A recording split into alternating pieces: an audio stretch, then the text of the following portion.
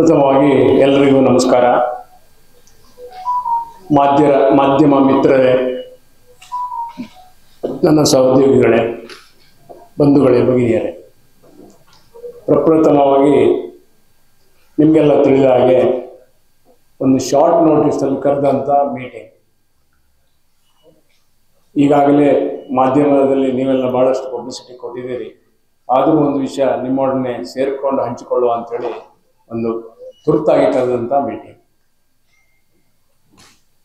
ಕರ್ನಾಟಕ ಬ್ಯಾಂಕಿನ ಬಗ್ಗೆ ನಿಮಗೆ ಬಹಳಷ್ಟು ವಿಷಯ ಗೊತ್ತೇ ಇದೆ. ಆದರೂ ಒಂದು ವಿಷಯ ಹೇಳುವ ಅಂತ ಹೇಳಿಕೊಂಡು, ನನಗೆ ನನ್ನ ಜೀವನದ ಒಂದು ಬಹಳ ಸುದೀನ ಅಂತ ನಾನು ಹೇಳ್ತೇನೆ. ಯಾಕೆ ಹೇಳಿದರೆ, ನಮ್ಮ ಖಾಸಗಿ ಕ್ಷೇತ್ರದ ಒಂದು ಪ್ರತಿಷ್ಠಿತ ಬ್ಯಾಂಕ್ ಕರ್ನಾಟಕ ಬ್ಯಾಂಕ್ 1924ರಲ್ಲಿ ಪ್ರಾರಂಭಗೊಂಡು ಇಂದಿಗೆ ಸುಮಾರು 101 ವರ್ಷಗಳು ಒಂದು ಹಿಸ್ಟ್ರಿ ಇರುವಂಥ ಬ್ಯಾಂಕ್. ಈ ನಿಮಗೆ ಗೊತ್ತಿರುವ ಹಾಗೆ ಮಂಗಳೂರಿನಲ್ಲಿ ಸುಮಾರು 5 ಬ್ಯಾಂಕುಗಳು ಹುಟ್ಟಿ ಬೆಳೆದು ರಾಷ್ಟ್ರಾದ್ಯಂತದಿಂದ ಹಮ್ಮಿಕೊಂಡಿದೆ. ನಮ್ಮ ಕರ್ನಾಟಕ ಬ್ಯಾಂಕ್ ಕೂಡ ಅದೇ ರೀತಿಯಲ್ಲಿ 101 ವರ್ಷಗಳ ಇತಿಹಾಸ ಹೊಂದಿ ಇನ್ನು 102ನೇ ವರ್ಷದಲ್ಲಿ ಕಾಲಿಟ್ಟಿದ್ದೇವೆ. ಇಂಥ ಒಂದು ಸಂದರ್ಭದಲ್ಲಿ ನನ್ನ ಬಗ್ಗೆ ಹೇಳಬೇಕಂತ ಹೇಳಿದ್ರೆ, ನನ್ನ ಜರ್ನಿ ಕರ್ನಾಟಕ ಬ್ಯಾಂಕಿನಿಂದ 1981ರಲ್ಲಿ ಕ್ಲರ್ಕ್ ಆಗಿ ಪ್ರಾರಂಭ ಆಗೋದ್ರೊಂದಿಗೆ ಆಗಿ ಸುಮಾರು 38 ವರ್ಷಗಳ ಸೇವೆ ಸಲ್ಲಿಸುವ ಒಂದು ನನಗೆ ಸೌಭಾಗ್ಯ ಕೂಡಿ ಬಂತು. ಅಂಥ ಒಂದು ಸಂದರ್ಭದಲ್ಲಿ ಮಂಗಳೂರಿನಿಂದ ನನ್ನ ಈ ಒಂದು ಪ್ರಯಾಣ ಪ್ರಾರಂಭ ಆಗಿ ಭಾರತದಾದ್ಯಂತ, ಮುಖ್ಯವಾಗಿ ಮಂಗಳೂರು, ಬೆಂಗಳೂರು, ಮುಂಬೈ ಹಾಗೂ ಡೆಲ್ಲಿ ಇಂಥ ಕ್ಷೇತ್ರಗಳಲ್ಲಿ ಬೇರೆ ಬೇರೆ ಕೆಪಾಸಿಟಿಯಲ್ಲಿ ಕೆಲಸ ಮಾಡುವಂಥ ಒಂದು ಸುಯೋಗ ಒದಗಿ ಬಂತು. ಅದರಂತೆ ಎಲ್ಲರಿಗೂ ಅಪ್ಲಿಕೇಬಲ್ ಆಗೋ ಹಾಗೆ ನನಗೂ ಕೂಡ 60 ವರ್ಷದಲ್ಲಿ ನಿವೃತ್ತಿ ಹೊಂದಿ 2019ರಿಂದ ನಾನು ಬ್ಯಾಂಕಿಂದ ಬಿಡುಗಡೆ ಹೊಂದಿ ಇವತ್ತು ಪುನಃ ನನಗೆ ಆ ಭಾಗ್ಯ ಹಾಗೂ ನಿಮ್ಮನ್ನೆಲ್ಲ ನೋಡುವಂಥ ಸುಯೋಗ ಬಂತು ಅಂತ ಹೇಳಲಿಕ್ಕೆ ಭಾಳ ಹೆಮ್ಮೆ ಪಡ್ತೇನೆ. ಇಂಥ ಒಂದು ಸಂದರ್ಭದಲ್ಲಿ ಇಂದಿನ ದಿನ ನಾನು ವ್ಯವಸ್ಥಾಪಕ ನಿರ್ದೇಶಕ ಹಾಗೂ ಮುಖ್ಯ ಕಾರ್ಯನಿರ್ವಾಹಕನಾಗಿ ಅಧಿಕಾರವನ್ನು ವಹಿಸಿಕೊಂಡಿದ್ದೇನೆ ಹೇಳುವಂಥದ್ದು ಒಂದು ಹೆಮ್ಮೆಯ ವಿಷಯ. ನಿಮ್ಮನ್ನೆಲ್ಲ ಕರೆದು ಈ ವಿಷಯ ಹಂಚಿಕೊಂಡು, ಯಾಕಂತ ಹೇಳಿದರೆ ಮಾಧ್ಯಮ ಮಿತ್ರರು ನಮಗಾಗಿ ಬಹಳ ಒಳ್ಳೆಯ ಕೆಲಸ ಪ್ರಚಾರ ಎಲ್ಲ ಕೊಡ್ತಾ ಇರೋದ್ರಿಂದ ಈ ಒಂದು ಶಾರ್ಟ್ ನೋಟಿಸ್ನಲ್ಲಿ ನಿಮ್ಮನ್ನು ಕರೆದು ನಿಮ್ಮ ಮುಖಾಂತರ ಮಾತಾಡಬೇಕು ಅಂತ ಹೇಳುವ ಒಂದು ವಿಷಯ ನನಗೆ ಬಂದದ್ರಿಂದ ನಿಮ್ಮನ್ನೆಲ್ಲ ಇವತ್ತು ಕರೆದಿದ್ದೇವೆ.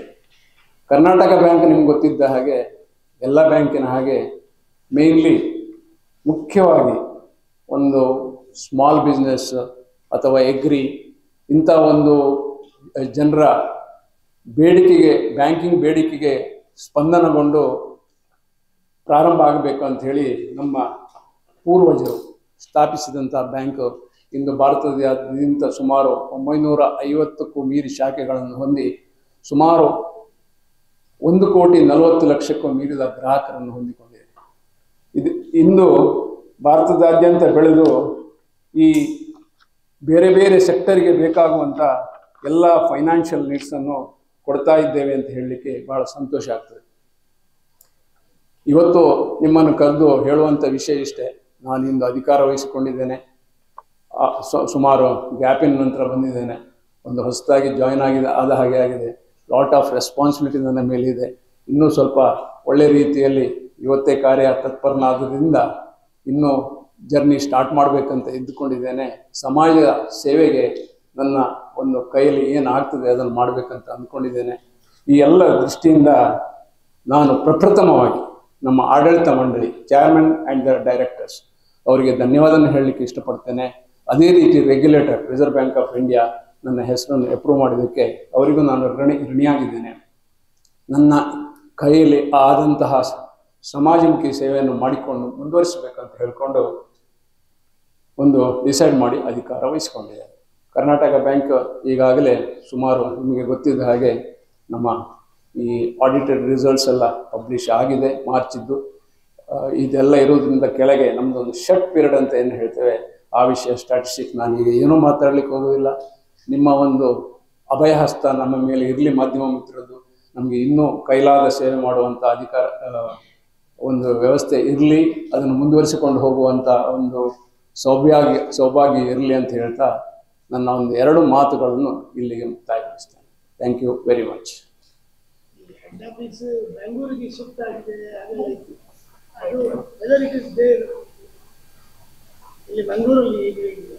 ನಿಮಗೆ ಗೊತ್ತಿರುವ ಹಾಗೆ ಮಂಗಳೂರಿನಲ್ಲಿ ಇದೆ. ಮಧ್ಯದಲ್ಲಿ ಈ ಕೆಲವು ಬೆಳವಣಿಗೆಗಳೆಲ್ಲ ಆಗಿ ಬೆಂಗಳೂರಿಗೆ ಶಿಫ್ಟ್ ಅಂತ ಆಗಲಿಲ್ಲ, ಅದು ಇಲ್ಲೇ ಇತ್ತು. ಇಲ್ಲಿ ಅಧಿಕಾರ ವಹಿಸಿಕೊಂಡಂಥವ್ರಿಗೆ ಕೆಲವು ಕಾರಣಾಂತರಗಳಿಂದ ಇಲ್ಲಿಗೆ ಬರಲಿಕ್ಕೆ ಆಗಲಿಲ್ಲ. ಅದಕ್ಕೆ ಬೆಂಗಳೂರಿನ ಆಫೀಸ್ನಿಂದ ಫಂಕ್ಷನ್ ಮಾಡ್ತಾಯಿದ್ರು. ಅಲ್ಲಿಗೆ ಶಿಫ್ಟ್ ಆಗುವಂಥದ್ದು ಯಾವುದೇ ನಿಮಗೆ ಒಂದು ದುಗುಡ ಅಥವಾ ಏನೋ ದುಮ್ಮಾನಗಳಿದ್ದರೆ ಇಲ್ಲ ಅಂತ ಹೇಳಲಿಕ್ಕೆ ನಾನು ಇಚ್ಛೆ ಪಡ್ತೇನೆ. You said you won't speak about the numbers of the bank as of now due to the silent period. So could you just tell us your immediate priorities for the bank as a MD? Yeah, my priorities ಅಂತ ಹೇಳಿದ್ರೆ as usual all along ನಾನು 38 years ನೋಡಿದಂಥದ್ದು ಒಂದು growth, ನಮ್ಮ ಒಂದು turn over ಎಲ್ಲ ಇರುವಂಥದ್ದು. ಈಗಾಗಲೇ ಮಾರ್ಚಿನ figure ನಿಮ್ಗೆ ಗೊತ್ತಿದೆ, 1,82,000 ಕೋಟಿಗಳ ವ್ಯವಹಾರ ಇತ್ತು. ಒಂದು 2 ಲಕ್ಷ ಕೋಟಿಯನ್ನು ಕ್ರಾಸ್ ಮಾಡ್ಕೊಳ್ಬೇಕಂತ ಹೇಳಿದ್ದೇವೆ. ಇದೆಲ್ಲ ನಾನಿನ್ನು ಫರ್ದರ್ ಡೀಟೇಲ್ಸಿಗೆ ನಾನು ಹೋಗಬೇಕು. ಏನು ಪ್ರಯಾರಿಟಿ ಸೆಕ್ಟರ್ ಲೆಂಡಿಂಗ್ ಇದೆ, ಅಗ್ರಿಕಲ್ಚರ್ ಇದೆ, ರಿಟೇಲ್ ಇದೆ, ಎಲ್ಲದಕ್ಕೂ ಒಂದೊಂದು ಟಾರ್ಗೆಟ್ ಅಂತಿದೆ. ನಾನು ಇನ್ನೂ ಸ್ವಲ್ಪ ಡೀಪ್ ಸ್ಟಡಿ ಮಾಡಿಕೊಂಡು ಅದರ ಬಗ್ಗೆ ನಿಮ್ಮ ಹತ್ರ ಪುನಃ ಬರ್ತೇನೆ ನಾನು. ಯಾಕಂದರೆ ಇದೀಗ ಒಂದು ಅರ್ಜೆಂಟಾಗಿ ನಿಮಗೆ ಹೇಳುವ ಅಂತೇಳಿ ಕರೆದಿದ್ದು, ಇನ್ನೊಮ್ಮೆ ಇಂಥ ಪರಿಸ್ಥಿತಿ ಬಂದೇ ಬರ್ತದೆ. ಕ್ವಾರ್ಟರ್ ರಿಸಲ್ಟ್ ಆದ ಕೂಡಲೇ I will come with the details.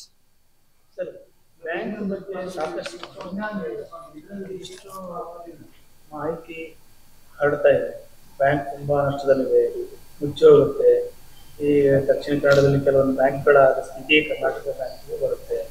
ಹಾಗಾಗಿ ಈ ತರದ ಒಂದು ಕ್ರೈಸಿಸ್ ಸ್ಟಾರ್ಟ್ ಆಗಿದೆ ಅನ್ನೋ ಒಂದು ಮಾತು. ಇದ್ರ ಬಗ್ಗೆ ತಮ್ಮ ಸ್ಪಷ್ಟನೆ ಏನು? ನಾನು 38 ವರ್ಷಗಳ ಸುದೀರ್ಘ ಪ್ರಯಾಣದಲ್ಲಿ ನೋಡ್ಕೊಂಡು ಬಂದ ಹಾಗೆ ಇವತ್ತಿಗೆ ಕೂಡ ನಮ್ಮ ಗ್ರಾಹಕರಿಗಿರ್ಬೋದು, ನೀವು ಒಂದು ಒಳ್ಳೆ ಪ್ರಶ್ನೆ ಕೇಳಿದ್ರಿ, ನಿಮಗೂ ನಾನು ಹೇಳ್ತಾ ಇದ್ದೇನೆ, ಬ್ಯಾಂಕಿನ fundamentals are very very strong. ಯಾವುದೇ ರೀತಿಯ ಭಯ ಪಡುವುದು ಅಥವಾ ಏನಾದರೂ ಸಂಶಯ ಪಡುವಂಥ ಒಂದು ಯಾವುದೇ ಕಾರಣಕ್ಕೂ ಇಲ್ಲ. ನಾವು ಏನು ಹೇಳ್ತೇವೆ ಹೇಳಿದರೆ, ಬೇರೆ ಬೇರೆ ರೇಷ್ಯೋಗಳಿದ್ದಾವೆ. ಅದರಲ್ಲಿ ಕ್ಯಾಪಿಟಲ್ ಎಡೆಕ್ವಸಿ ರೇಷ್ಯೋ ಅಂತ ಹೇಳಿ ಇದೆ. ಅದು ಮಾರ್ಚಿನಲ್ಲಿ ಪಬ್ಲಿಷ್ ಆಗಿದೆ. ನಾನು ಈಗ ಯಾವ ನಂಬರು ಮಾತಾಡೋದಿಲ್ಲ, ಪಬ್ಲಿಷ್ ಆಗಿದೆ, ವೆಬ್ಸೈಟ್ನಲ್ಲಿ ಸಿಗ್ತದೆ. ಅದು ಎಲ್ಲ ನಮ್ಮ ಏನು ಮಿತಿ ಹೇರಿದೆ ಆ ಮಿತಿಗಿಂತ ಅದಕ್ಕಿಂತಲೂ ಜಾಸ್ತಿ ಆಗಿದೆ. ಆದ್ದರಿಂದ ನೆಗೆಟಿವ್ ಪಬ್ಲಿಸಿಟಿ ಇರ್ಬೋದು ಅಥವಾ ಯಾವ ರೀಸನ್ನಿಂದ ಬಂತು ಗೊತ್ತಿಲ್ಲ, ಯಾವುದೇ ಇದ್ದರೂ ಯಾವ ರೀತಿಯ ಭಯಪಡೋ ಅಗತ್ಯ ಇಲ್ಲ ಅಂತ ಹೇಳಲಿಕ್ಕೆ ಈ ಸಂದರ್ಭದಲ್ಲಿ ಸ್ಪಷ್ಟವಾಗಿ ಹೇಳಬಯಸ್ತೇನೆ.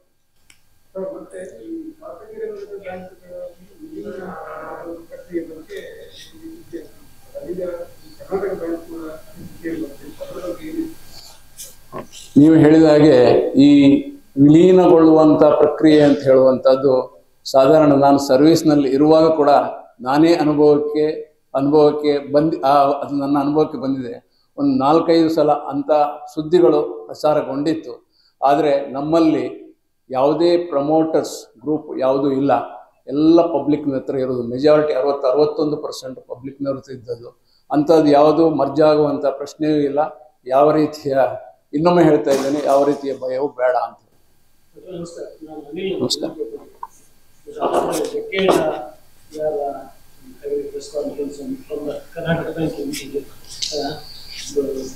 ನಾನೊಂದು ಪ್ರಶ್ನೆ ಕೇಳಿಕೊಳ್ತಾ ಇದ್ದೆ. ಈಗ ಬಹುಶಃ Karnataka bank conventionally had chiefs from the Karnataka bank ಅಸ್ಮಿತೆಯನ್ನು ಬದಲಾವಣೆ ಮಾಡಲಿಕ್ಕೆ ಪ್ರಯತ್ನ ಮಾಡಿದ್ರೆ ಆತನ ಕೂಡ ಇನ್ನೊಂದು ಈ ಮಧ್ಯದಲ್ಲಿ ಕರ್ನಾಟಕ ಬ್ಯಾಂಕ್ ಹೆಡ್ ಕ್ವಾರ್ಟರ್ಸ್ ಅಂತ ಬೆಂಗಳೂರು ಶಿಫ್ಟ್ ಮಾಡೋದು ಕೂಡ ಇಲ್ಲ, ಬೆಂಗಳೂರಿಗೆ ಶಿಫ್ಟ್ ಮಾಡುವಂಥ ಯಾವ ಒಂದು ಪ್ರಪೋಸಲು ಇರಲಿಲ್ಲ, ಅದು ಬರಲಿಲ್ಲ. ಏನೋ ಊಹಾಪೋಹಗಳು ಬಂತು ಗೊತ್ತಿಲ್ಲ. ಎರಡನೇದಾಗಿ ನೀವು ಕೇಳಿದ ಪ್ರಶ್ನೆಗೆ, ಈ ಬದಲಾವಣೆ ಅಂತ ಹೇಳುವಂಥದ್ದು ಸಾಮಾಜಿಕ ಪ್ರಕ್ರಿಯೆ, ಹೊರಗಿಂದ ತರುವಂಥದ್ದು ಅಥವಾ ಇಲ್ಲಿ ಇದ್ದವರೇ ಪ್ರಮೋಷನ್ ಆಗುವಂಥದ್ದು, ಆಯಾಯ ಟೈಮಿಗೆ ಏನು ಬೇಕೋ ಆ ಒಂದು ಡಿಸಿಷನನ್ನು ಆ ಟೈಮಲ್ಲಿ ಸೂಕ್ತವಾಗಿ ತಗೊಳ್ತಾರೆ. ಅದರಲ್ಲಿ ಹೊರಗಿಂದ ಬಂದವರು ಒಳಗಿನವರು ಅಂತ ಹೇಳಿ ಏನಿಲ್ಲ. ಆ ಸಮಯಕ್ಕೆ ಏನು, ಅದರ ಮೊದಲು ಒಮ್ಮೆ ನಿಮ್ಗೆ ಗೊತ್ತಿರ್ಬೋದು, 91 ಅಥವಾ 92ರಲ್ಲಿ ಕೂಡ ಸೆಂಟ್ರಲ್ ಗೌರ್ಮೆಂಟಿನ ಆಡಿಟ್ ಸಂಸ್ಥೆಯಲ್ಲಿ ಇದ್ದವ್ರದ್ದು UE ಭಟ್ ಅಂತ ಹೇಳಿ ಬಂದಿದ್ದಾರೆ. ಆದ್ದರಿಂದ ಅಂಥ ಯಾವುದೂ ಇದಿಲ್ಲ. ಇದೆಲ್ಲ ಯೂಶುವಲ್ ಪ್ರಕ್ರಿಯೆ. ಯಾವ ನಮ್ಮ ಆಡಳಿತ ಮಂಡಳಿಗೆ ಯಾವುದು ಸೂಕ್ತ, ಬ್ಯಾಂಕಿನ ಹಿತದೃಷ್ಟಿಯಿಂದ ಸೂಕ್ತ ಅಂತ ತಿಳ್ಕೊಂಡು ಅದನ್ನು ಮುಂದುವರಿಸಿಕೊಂಡು ಹೋಗ್ತಾರೆ. ಅದು ಎಕ್ಸ್ಪೆರಿಮೆಂಟ್ ಮಾಡ್ಲಿಕ್ಕೆ ಹೋದದಲ್ಲ, ಇದೊಂದು ಯೂಶುವಲ್ ಕೋರ್ಸ್ ಆಫ್ ಬಿಸ್ನೆಸ್ನಲ್ಲಿ ಆದಂಥ. But other than there were so many other, kind of bad news spread because of the sudden resignation of the ಅದರಿಂದ ರೆಸಿಗ್ನೇಷನ್ಸ್ ಅದರಿಂದ ಬರೋದಲ್ಲ, ಬೇರೆ ಬೇರೆ ಕಾರಣಗಳು. ಆಗ ಇವರು ಕೇಳಿದ್ರು ಒಂದು ಪ್ರಶ್ನೆ, ಬೆಂಗಳೂರಿಗೆ ಶಿಫ್ಟ್ ಆಗ್ತದ ಅಂತ. ಆವತ್ತಿನ ಡಿಸಿಷನ್ ತಗೊಂಡಾಗ ಏನು ಆಗಿ ಅವರನ್ನು ನೇಮಿಸಿದ್ರು, ನಾನು I am not the proper person to answer. ತಗೊಂಡಿದ್ದಾರೆ ಅವರು, ಅದನ್ನು ರೀಸನ್ಸನ್ನು ಕೂಡ ಕೊಟ್ಟಿದ್ದಾರೆ. ಅವರಿಗೇನೋ ವೈಯಕ್ತಿಕ ಕಾರಣಗಳಿತ್ತು, ಅದಕ್ಕಾಗಿ ಅವರಿಗೆ ಇಲ್ಲಿ ಬರ್ಲಿಕ್ಕಾಗಲಿ, ಹಾಗಾಗ್ಲಿಕ್ಕೆ ಹೋಗಿ ಅವರು ಮಂಗಳೂರಿಗೆ ಬರಲಿಲ್ಲ ಅಂತ ಹೇಳ್ಕೊಂಡು ಕಾರ್ಪೊರೇಟ್ ಆಫೀಸೇ ಶಿಫ್ಟ್ ಆಗ್ತದೆ ಅಂತ ಹೇಳುವಂಥದ್ದು ಸರಿಯಲ್ಲ. ಅವರ ವೈಯಕ್ತಿಕ ಕಾರಣದಿಂದ ಅವ್ರು ಕೊಟ್ಟಿದ್ದಾರೆ, ಆಗಿದೆ ಅಷ್ಟೇ. ಈಗ ಆಡಿಟ್ ಅಬ್ಜೆಕ್ಷನ್ ಅಂತ ಏನು 1.5 crore ಸ್ಪೆಂಡ್ ಮಾಡಿದ್ದಾರೆ ಅಷ್ಟೇನಾ, ಅಥವಾ ಅದ್ರ ಹೊರತಾಗಿ ಬೇರೆ ಏನಾದ್ರು ಅಬ್ಜೆಕ್ಷನ್ಸ್ ಫ್ಲಾಸ್? ಇಲ್ಲ, ಈ ಎಲ್ಲ ವಿಷಯವನ್ನು ನನ್ನ ಒಂದು ಇದರ ಮಾಹಿತಿ ಪ್ರಕಾರ 21 ಜೂನಿಗೆ ಒಂದು ಪ್ರೆಸ್ ರಿಲೀಸ್ ಕೊಟ್ಟಿದ್ದಾರೆ. ಅದರಲ್ಲಿ ಅದನ್ನು ನಮ್ಮ ಅಧ್ಯಕ್ಷರು ಎಲ್ಲ ಕ್ಲಾರಿಫೈ ಮಾಡಿದ್ದಾರೆ. ಈಗ ನಾನು ಬಿಗಿನರ್, ಇವತ್ತಿನ ದಿವಸ ಪ್ರಾರಂಭ ಮಾಡಿದ್ದೇನೆ.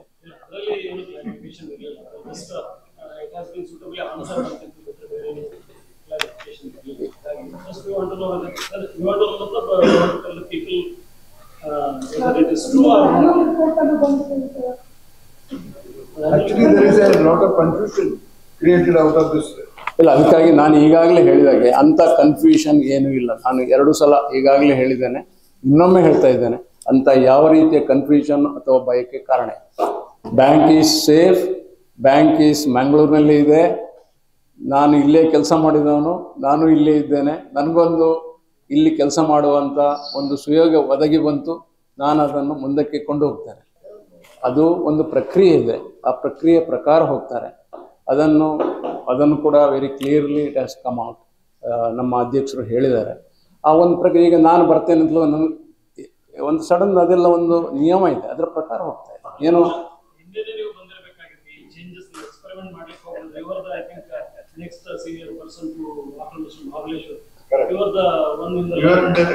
You are in the line to become the MD. Then all of a sudden the whole course changed and something. ಇಲ್ಲ, ಹಾಗೆಲ್ಲ. ನಾನು ರಿಟೈರ್ಡ್ ಆಗುವಂಥ ಟೈಮ್ನಲ್ಲಿ ಮಹಾಬಲೇಶ್ವರ್ ಅವರು ಅಧಿಕಾರದಲ್ಲಿ ಇದ್ದರು. ಒಂದು ವೇಳೆ ಅವರು ರಿಟೈರ್ಡ್ ಆಗುವಂಥ ಟೈಮ್ ಬಂದಿದ್ರೆ ನನ್ನ ಮಾಡ್ತಿದ್ರು ಏನೋ, ನಾನೀಗ ಏನು ಹೇಳಲಿಕ್ಕೆ ಬಯಸುವುದಿಲ್ಲ. ಆದ್ದರಿಂದ ನಾನು ಅವರಿಗಿಂತ ಮೊದಲು ರಿಟೈರ್ಡ್ ಆದ್ರಿಂದ ಅವರು ಕಂಟಿನ್ಯೂ ಆಗಿದ್ದಾರೆ, ಅದನ್ನು ಮುಂದುವರಿಸಿಕೊಂಡು ಹೋಗ್ತಾ ಇದ್ದಾರೆ. ಏನು ಬೇಕು ಅಂತ ಹೇಳಿ ನೋಡಿಕೊಂಡು ಮುಂದುವರಿಸ್ತಾರೆ. ಆ ಸಮಯದಲ್ಲಿ ಬ್ಯಾಂಕ್ ಇಮೇಜ್ ಚೇಂಜ್ ಮಾಡೋ ಸಂದರ್ಭದಲ್ಲಿ ಆಡ್ ಕ್ಯಾಂಪೇನ್ ಮತ್ತು ಬಹಳಷ್ಟು ಎಕ್ಸೆಪ್ಟ್ ಆಗಿದೆ ಅಂತ ಖರ್ಚು ಅಂತ ಹೇಳುವಂಥದ್ದು ಬ್ಯಾಂಕಿನಲ್ಲಿ ಅಡ್ವರ್ಟೈಸ್ಮೆಂಟ್ ಇರ್ಬೋದು, ಯಾವುದೇ ಇರ್ಬೋದು. ಸಿಂಡಿಕೇಟ್ ಬ್ಯಾಂಕ್ ಅವರ ಲೋಗೋ ಚೇಂಜ್ ಮಾಡಿದಾಗ ದೇಶದಾದ್ಯಂತ ನಿಮಗೆ ಗೊತ್ತಿದೆ ಎಷ್ಟು ಕೋಟಿ ಖರ್ಚಾಗಿದೆ. ಹಾಗೆ ನಿಮ್ಮಲ್ಲಿ ಕೂಡ ಅದೊಂದು ನೆಸೆಸರಿ ಖರ್ಚು, ಅದಕ್ಕಾಗಿ ಖರ್ಚಾಗಿದೆ ಅಂತ ಹೇಳಲಿಕ್ಕೆ ನಾನು ಅದನ್ನು ತಗೊಳ್ಳಿಕ್ಕೆ ಸರಿ ಅಂತ ಅನಿಸೋದಿಲ್ಲ ನನಗೆ. ಆ ಟೈಮ್ನಲ್ಲಿ 1 ಶತಮಾನ ಅಂತ ಹೇಳುವಂಥದ್ದು ಒಂದು ಬ್ಯಾಂಕಿಂಗ್ ಹಿಸ್ಟ್ರಿಯಲ್ಲಿ ಬಹಳ ದೊಡ್ಡ ಇವೆಂಟ್. ಅದಕ್ಕೆ ಒಂದು ಬಿಗ್ ಪಬ್ಲಿಸಿಟಿ ಕೊಡಬೇಕಂತೇಳಿ ಆ ಟೈಮ್ನಲ್ಲಿ ಒಂದು ಡಿಸಿಷನ್ ತಗೊಂಡಿದ್ದಾರೆ. ಆದ್ದರಿಂದ ಅದನ್ನು ಖಂಡಿತವಾಗಿ ಒಳ್ಳೆಯ ದೃಷ್ಟಿಯಿಂದ, ಒಳ್ಳೆಯ ಉದ್ದೇಶದಿಂದ ಆ ರೀತಿಯಲ್ಲಿ ಒಂದು ಪ್ರೋಗ್ರಾಮ್ ಮಾಡಿರ್ತಾರೆ. ಅದರಲ್ಲಿ ಯಾವುದೇ ರೀತಿಯ ಒಂದು ಶಂಕೆ ಬೇಡ. ಅದನ್ನು ಸ್ವಲ್ಪ ಸ್ಟಡಿ ಮಾಡಿ ಐ ವಿಲ್ ಕಮ್ ಬ್ಯಾಕ್. ನನ್ನ ಸಹೋದ್ಯೋಗಿಗಳನ್ನೇ ಈ ವಿಷಯದಲ್ಲಿ ಚರ್ಚೆ ಮಾಡಬೇಕು. ಸುಮ್ಮನೆ ಹೇಸ್ಟಾಗಿ ಯಾವುದೋ ಡಿಸಿಷನ್ ತಗೊಂಡು ಇನ್ನೊಂದು ರೀತಿಯ ಎಕ್ಸ್ಪೆರಿಮೆಂಟ್ ಮಾಡಲಿಕ್ಕೆ ನಾನು ಇಷ್ಟಪಡೋದಿಲ್ಲ. ಅದನ್ನು ಆಯಾಯ ಟೈಮಿಗೆ ಸೂಕ್ತವಾದ ಏನು ಡಿಸಿಷನ್ ಬೇಕು ಅದನ್ನು ಅದೇ ರೀತಿ ತಗೊಂಡು ಮುಂದುವರಿಸಿಕೊಂಡು ಹೋಗ್ತೀವಿ. ಸುದ್ದಿ ಚಾನಲ್, ಕ್ಷಣ ಕ್ಷಣದ ಸುದ್ದಿಗಾಗಿ. That's my gadget. Let's go have some fun then.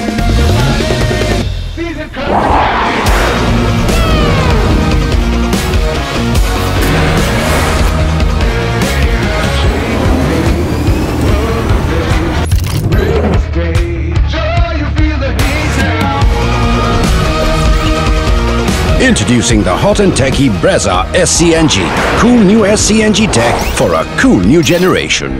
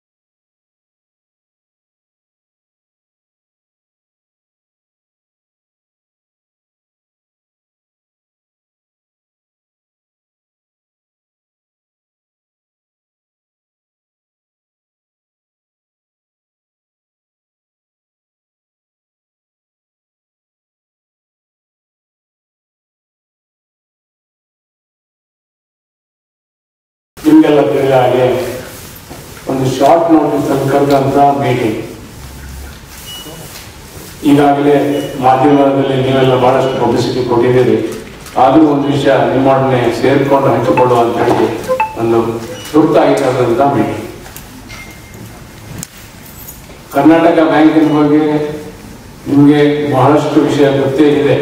ಆದರೂ ಒಂದು ವಿಷಯ ಹೇಳುವ ಅಂತ ಹೇಳಿಕೊಂಡು ನನಗೆ ನನ್ನ ಜೀವನದ ಒಂದು ಬಹಳ ಸುದೀನ ಅಂತ ನಾನು ಹೇಳ್ತೇನೆ. ಯಾಕೆ ಹೇಳಿದ್ರೆ ನಮ್ಮ ಖಾಸಗಿ ಕ್ಷೇತ್ರದ ಒಂದು ಪ್ರತಿಷ್ಠಿತ ಬ್ಯಾಂಕ್ ಕರ್ನಾಟಕ ಬ್ಯಾಂಕ್ 1924ರಲ್ಲಿ ಪ್ರಾರಂಭಗೊಂಡು ಇಂದಿಗೆ ಸುಮಾರು 101 ವರ್ಷಗಳು ಒಂದು ಹಿಸ್ಟ್ರಿ ಇರುವಂತಹ ಬ್ಯಾಂಕ್. ಈ ನಿಮಗೆ ಗೊತ್ತಿರುವ ಹಾಗೆ ಮಂಗಳೂರಿನಲ್ಲಿ ಸುಮಾರು 5 ಬ್ಯಾಂಕ್ಗಳು ಹುಟ್ಟಿ ಬೆಳೆದು ರಾಷ್ಟ್ರಾದ್ಯಂತ ಹಮ್ಮಿಕೊಂಡಿದೆ. ನಮ್ಮ ಕರ್ನಾಟಕ ಬ್ಯಾಂಕ್ ಕೂಡ ಅದೇ ರೀತಿಯಲ್ಲಿ 101 ವರ್ಷಗಳ ಇತಿಹಾಸವನ್ನು ಹೊಂದಿ ಇಂದು 102ನೇ ವರ್ಷದಲ್ಲಿ ಕಾಲಿಟ್ಟಿದ್ದೇವೆ. ಇಂತಹ ಒಂದು ಸಂದರ್ಭದಲ್ಲಿ ನನ್ನ ಬಗ್ಗೆ ಹೇಳಬೇಕಂತ ಹೇಳಿದ್ರೆ, ನನ್ನ ಜರ್ನಿ ಕರ್ನಾಟಕ ಬ್ಯಾಂಕಿನಿಂದ 1981ರಲ್ಲಿ ಕ್ಲರ್ಕ್ ಆಗಿ ಪ್ರಾರಂಭ ಆಗುವುದರೊಂದಿಗೆ ಆಗಿ ಸುಮಾರು 38 ವರ್ಷಗಳ ಸೇವೆ ಸಲ್ಲಿಸುವ ಒಂದು ನನಗೆ ಸೌಭಾಗ್ಯ ಕೂಡಿ ಬಂತು. ಅಂತ ಒಂದು ಸಂದರ್ಭದಲ್ಲಿ ಮಂಗಳೂರಿನ ನನ್ನ ಈ ಒಂದು ಪ್ರಯಾಣ ಪ್ರಾರಂಭ ಆಗಿ ಭಾರತದಾದ್ಯಂತ ಮುಖ್ಯವಾಗಿ ಮಂಗಳೂರು, ಬೆಂಗಳೂರು, ಮುಂಬೈ ಹಾಗೂ ಡೆಲ್ಲಿ ಇಂಥ ಕ್ಷೇತ್ರಗಳಲ್ಲಿ ಬೇರೆ ಬೇರೆ ಕೆಪಾಸಿಟಿಯಲ್ಲಿ ಕೆಲಸ ಮಾಡುವಂಥ ಒಂದು ಸುಯೋಗ ಒದಗಿ ಬಂತು. ಅದರಂತೆ ಎಲ್ಲರಿಗೂ ಅಪ್ಲಿಕೇಬಲ್ ಆಗುವ ಹಾಗೆ ನಾನು ಕೂಡ 60 ವರ್ಷದಲ್ಲಿ ನಿವೃತ್ತಿ ಹೊಂದಿ 2019ರಿಂದ ನಾನು ಬ್ಯಾಂಕಿಂದ ಬಿಡುಗಡೆ ಹೊಂದಿ ಇವತ್ತು ಪುನಃ ನನಗೆ ಆ ಭಾಗ್ಯ ಹಾಗೂ ನಿಮ್ಮನ್ನೆಲ್ಲ ನೋಡುವಂಥ ಸುಯೋಗ ಬಂತು ಅಂತ ಹೇಳಲಿಕ್ಕೆ ಬಹಳ ಹೆಮ್ಮೆ ಪಡ್ತೇನೆ. ಇಂಥ ಒಂದು ಸಂದರ್ಭದಲ್ಲಿ ಇಂದಿನ ದಿನ ನಾನು ವ್ಯವಸ್ಥಾಪಕ ನಿರ್ದೇಶಕ ಹಾಗೂ ಮುಖ್ಯ ಕಾರ್ಯನಿರ್ವಾಹಕನಾಗಿ ಅಧಿಕಾರವನ್ನು ವಹಿಸಿಕೊಂಡಿದ್ದೇನೆ ಹೇಳುವಂತಹದ್ದು ಒಂದು ಹೆಮ್ಮೆಯ ವಿಷಯ.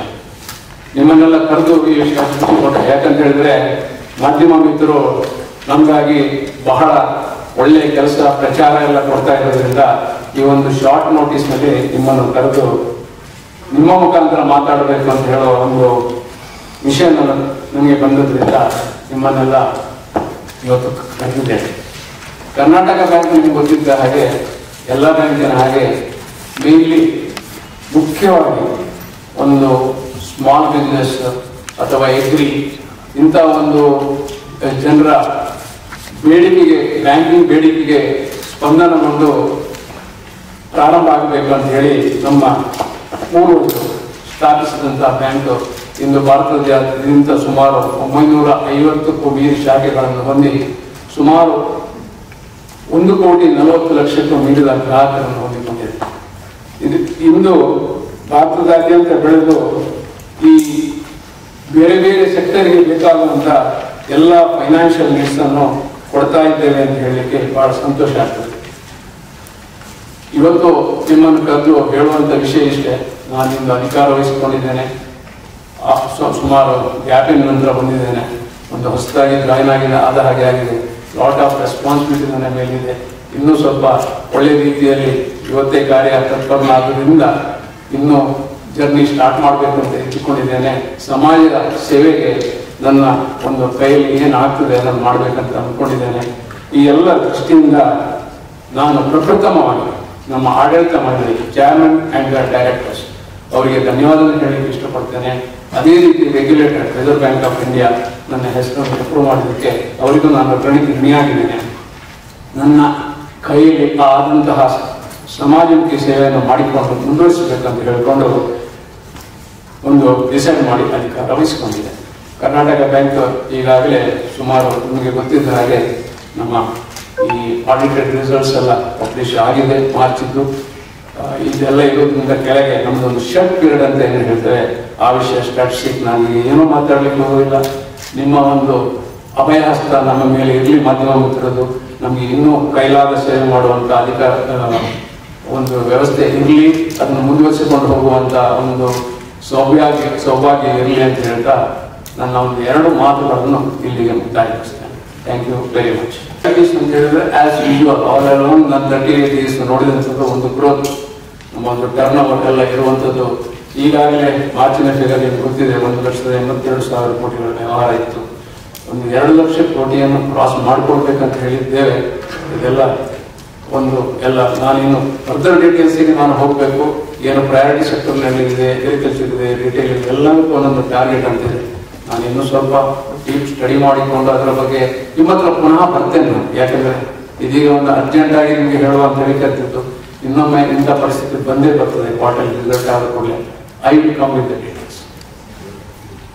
ನಾನು 38 ವರ್ಷಗಳ ಸುದೀರ್ಘ ಪ್ರಯಾಣದಲ್ಲಿ ನೋಡ್ಕೊಂಡು ಬಂದ ಹಾಗೆ ಇವತ್ತಿಗೆ ಕೂಡ ನಮ್ಮ ಗ್ರಾಹಕರಿಗಿರ್ಬೋದು, ನೀವು ಒಂದು ಒಳ್ಳೆ ಪ್ರಶ್ನೆ ಕೇಳಿ, ಇಂದು ನಾನು ಹೇಳ್ತಾ ಇದ್ದೇನೆ, ಬ್ಯಾಂಕಿನ fundamentals are very very strong. ಯಾವುದೇ ರೀತಿಯ ಭಯ ಪಡುವುದು ಅಥವಾ ಏನಾದರೂ ಸಂಶಯ ಪಡುವಂತ ಒಂದು ಯಾವುದೇ ಕಾರಣಕ್ಕೂ ಇಲ್ಲ. ನಾವು ಏನು ಹೇಳ್ತೇವೆ ಹೇಳಿದ್ರೆ, ಬೇರೆ ಬೇರೆ ದೇಶಗಳಿದೆ, ಅದರಲ್ಲಿ ಕ್ಯಾಪಿಟಲ್ ಎಕ್ವಿಟಿ ಇಶ್ಯೂ ಅಂತ ಹೇಳಿ ಇದೆ. ಅದು ಮಾರ್ಚಿನಲ್ಲಿ ಪಬ್ಲಿಷ್ ಆಗಿದೆ. ನಾನು ಈಗ ಯಾವ ನಂಬರು ಮಾತಾಡೋದಿಲ್ಲ, ಪಬ್ಲಿಷ್ ಆಗಿದೆ, ವೆಬ್ಸೈಟ್ನಲ್ಲಿ ಸಿಗ್ತದೆ. ಅದೆಲ್ಲ ನಮ್ಮ ಏನು ಮಿತಿ ಹೇಳಿದೆ ಆ ಮಿತಿಗಿಂತ ಅದಕ್ಕಿಂತ ಜಾಸ್ತಿ ಆಗಿದೆ. ಆದ್ರಿಂದ ಆ ನೆಗೆಟಿವ್ ಪಬ್ಲಿಸಿಟಿ ಇರ್ಬೋದು ಅಥವಾ ಯಾವ ರೀತಿಯಿಂದ ಬಂದು ಗೊತ್ತಿಲ್ಲ, ಯಾವುದೇ ಇದ್ರು ಯಾವ ರೀತಿಯ ಭಯಪಡೋ ಅಗತ್ಯ ಇಲ್ಲ ಅಂತ ಹೇಳಲಿಕ್ಕೆ ಈ ಸಂದರ್ಭದಲ್ಲಿ ಸ್ಪಷ್ಟವಾಗಿ ಹೇಳಬೇಕು. ಈ ವಿಲೀನಗೊಳ್ಳುವಂತ ಪ್ರಕ್ರಿಯೆ ಅಂತ ಹೇಳುವಂತದ್ದು ಸಾಧಾರಣ ನಾನು ಸರ್ವಿಸ್ನಲ್ಲಿ ಇರುವಾಗ ಕೂಡ ನಾನೇ ಅನುಭವಕ್ಕೆ ನನ್ನ ಅನುಭವಕ್ಕೆ ಬಂದಿದೆ. ಒಂದು 4-5 ಸಲ ಅಂತ ಸುದ್ದಿಗಳು ಪ್ರಸಾರಗೊಂಡಿತ್ತು. ಆದರೆ ನಮ್ಮಲ್ಲಿ ಯಾವುದೇ ಪ್ರಮೋಟರ್ಸ್ ಗ್ರೂಪ್ ಯಾವುದೂ ಇಲ್ಲ, ಎಲ್ಲ ಪಬ್ಲಿಕ್ ನಂತರ ಇರೋದು. ಮೆಜಾರಿಟಿ 61% ಪಬ್ಲಿಕ್ ನಂತರ ಇದ್ದದ್ದು. ಅಂಥದ್ದು ಯಾವುದು ಮರ್ಜ್ ಆಗುವಂಥ ಪ್ರಶ್ನೆಯೂ ಇಲ್ಲ. ಯಾವ ರೀತಿಯ ಇನ್ನೊಮ್ಮೆ ಹೇಳ್ತಾ ಇದ್ದೇನೆ, ಯಾವ ರೀತಿಯ ಭಯವೂ ಬೇಡ ಅಂತ. ಶಿಫ್ಟ್ ಮಾಡುವಂತ ಯಾವ ಒಂದು ಪ್ರಪೋಸಲ್ ಇರಲಿಲ್ಲ, ಅದು ಬರಲಿಲ್ಲ. ಏನೋ ಊಹಾಪೋಹಗಳು ಅಂತ ಗೊತ್ತಿಲ್ಲ. ಎರಡನೇದಾಗಿ ನೀವು ಕೇಳಿದ ಪ್ರಶ್ನೆಗೆ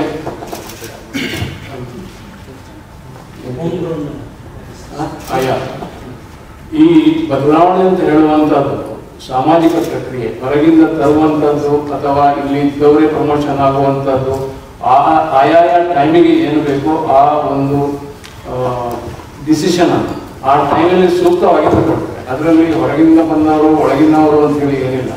ಆ ಸಮಯಕ್ಕೆ ಅದರ ಮೊದಲು ಒಮ್ಮೆ ನಿಮ್ಗೆ ಗೊತ್ತಿರ್ಬೋದು, 91 ಅಥವಾ 92ರಲ್ಲಿ ಕೂಡ ಸೆಂಟ್ರಲ್ ಗವರ್ಮೆಂಟಿನ ಆಡಿಟ್ ಸಂಸ್ಥೆಗಳಿಂದ ಒಂದು UE ಭಟ್ ಅಂತ ಹೇಳಿ ಬಂದಿದ್ದಾರೆ. ಆದ್ರಿಂದ ಅಂತ ಯಾವುದೂ ಇಲ್ಲ. ಇದೆಲ್ಲ ಯೂಶುವಲ್ ಪ್ರಕ್ರಿಯೆ. ಯಾವ ನಮ್ಮ ಆಡಳಿತ ಮಂಡಳಿಗೆ ಯಾವುದು ಸೂಕ್ತ, ಬ್ಯಾಂಕಿನ ಹಿತದೃಷ್ಟಿಯಿಂದ ಸೂಕ್ತ ಅಂತ ತಿಳ್ಕೊಂಡು ಅದನ್ನು ಮುಂದುವರಿಸಿಕೊಂಡು ಹೋಗ್ತಾರೆ. ಅದು ಎಕ್ಸ್ಪೆರಿಮೆಂಟ್ ಮಾಡ್ಲಿಕ್ಕೆ ಹೋದಲ್ಲ, ಇದು ಒಂದು ಯೂಶುವಲ್ ಕೋರ್ಸ್ ಆಫ್ ಬಿಸ್ನೆಸ್ ನಲ್ಲಿ ಆದಂತ.